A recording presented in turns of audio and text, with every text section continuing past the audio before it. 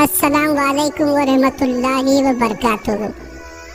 حضرت عثمان خیرآبادی رحمۃ اللہ علیہ ایک بزرگ گزرے ہیں۔ ان کی ایک دکان تھی۔ ان کی عادت تھی کہ جب کوئی گاہک آتا اور اس کے پاس کبھی کوئی کھوٹا سکہ ہوتا تو وہ پہچان تو لیتے مگر پھر بھی وہ رکھ لیتے اور سودا دے دیتے۔ اس دور میں چاندی کے بنے ہوئے سکے ہوتے تھے۔ وہ سکے گھسنے کی وجہ سے کھوٹے کہلاتے تھے۔ وہ کھوٹے سکے جمع کرتے رہتے۔ ساری زندگی یہی معمول رہا۔ جب موت کا وقت قریب آیا تو آخری وقت انہوں نے پہچان لیا۔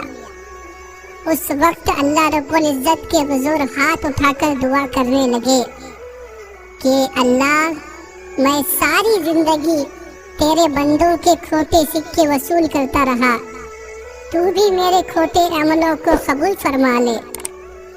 سبحان اللہ، محبت الہی کے رنگ میں ایسے رنگے ہوئے تھے۔